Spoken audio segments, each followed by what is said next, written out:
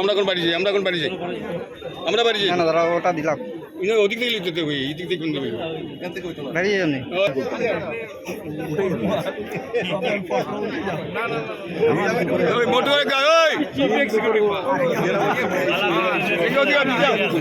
শব্দই হয় আরবি নয়তো ফার্সি। কেন এই শব্দগুলো এলো? তাহলে আমাদের কিন্তু চট করে চলে যেতে হবে ওই ইতিহাসের বিভিন্ন ঘটনার মধ্যে। সেই জন্য বা আরও বিশেষ করে বলতে গেলে মাতৃভাষার জন্য আন্দোলন হয়েছিল এবং 1961 সালে শিলচর রেল স্টেশনে 11 তরুণ তরুণী তাদের জীবন উৎসর্গ করেছিলেন। প্রশ্ন হচ্ছে যে ভাষার জন্য এই উদ্দামতা কেন? আমি বর্তমান সময়ের কথাটা উল্লেখ করেছেন জেলা ক্রীড়া সংস্থার মাননীয় সভাপতি শ্রী শিবব্রত দত্ত।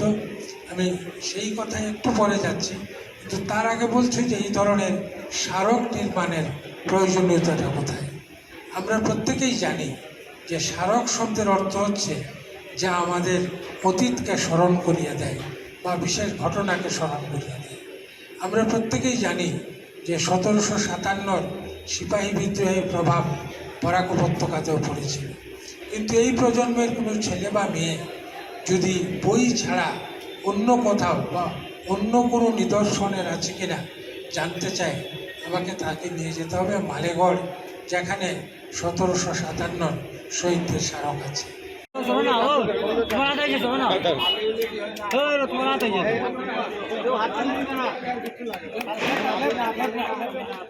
আমরা কোন বাড়ি যাই আমরা বাড়ি যাই না দাদা ওটা দিলাম ওদিক থেকে লিখতে হবে এই দিক থেকে কোন দেবে বেরিয়ে যাবনি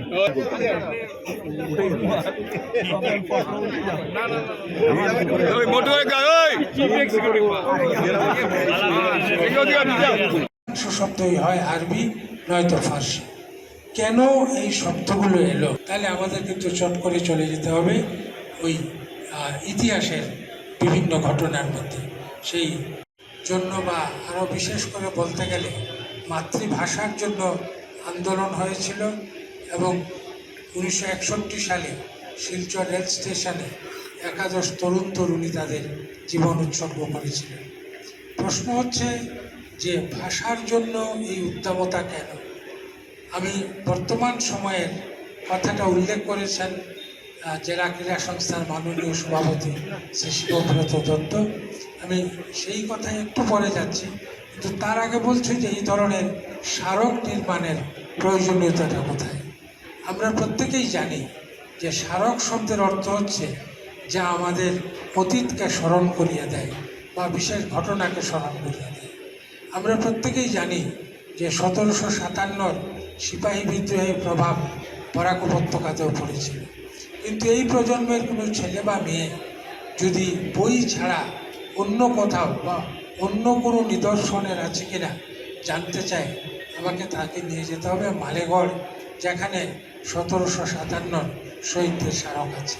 যিকোনো খবৰৰ বাবে যোগাযোগ কৰক 7099017330 লগতে 7099017110 নম্বৰত।